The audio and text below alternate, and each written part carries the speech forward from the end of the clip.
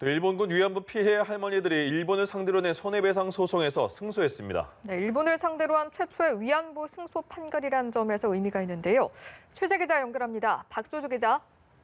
네, 법원이 일본군 위안부 피해자 이옥선 할머니 등 12명이 일본을 상대로 낸 손해배상 소송에서 할머니들의 손을 들어줬습니다. 서울중앙지법은 오늘 일본이 이 할머니 등 12명에게 1인당 1억 원씩 배상하라는 원고의 청구를 모두 인용했습니다. 소송을 낸 지 5년 만에 나온 이번 판결은 일본을 상대로 위안부 피해자들이 낸 손해배상 소송의 첫 판결이자 승소 판결입니다. 그 의미 때문인지 오늘 재판에는 국내 취재진뿐 아니라 외신도 큰 관심을 드러냈는데요. 처음 배상 조정 신청을 냈던 8년 전부터 시작해 정식 재판에 넘겨진 2016년 1월부터 오늘 선고에 이르기까지 오랜 시간이 걸렸습니다. 그 사이 할머니 12명 중 7명이 세상을 떠났는데요. 결국 오늘 이겼습니다. 네, 일본 정부는 한 나라 정부가 다른 나라에서 재판을 받을 수 없다 이렇게 주장을 해온 걸로 아는데 법원은 받아들이지 않은 거죠.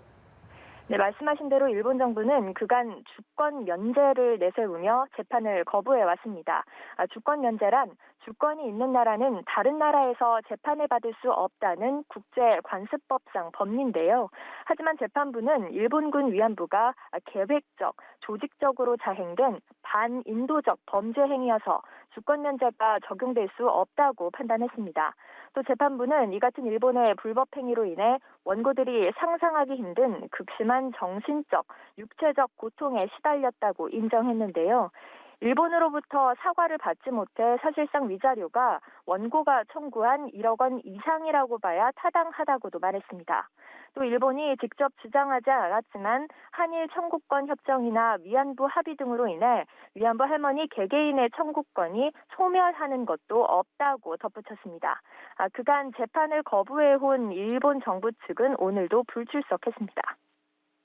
네, 위안부 피해 할머니들은 어떤 생각이 드셨을까요? 할머니들이 고령인데다 한파와 코로나 등으로 건강이 우려돼 오늘 재판에는 변호인과 나눔의 집 담당자 등만 참석했는데요.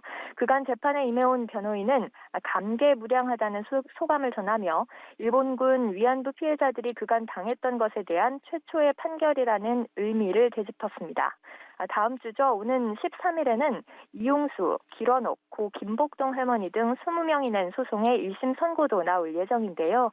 다음 주에도 오늘과 비슷한 선고가 나올 걸로 예상되는 가운데 이번 판결이 향후 한일 관계에 어떤 영향을 미칠지는 좀 더 지켜봐야 할 것 같습니다.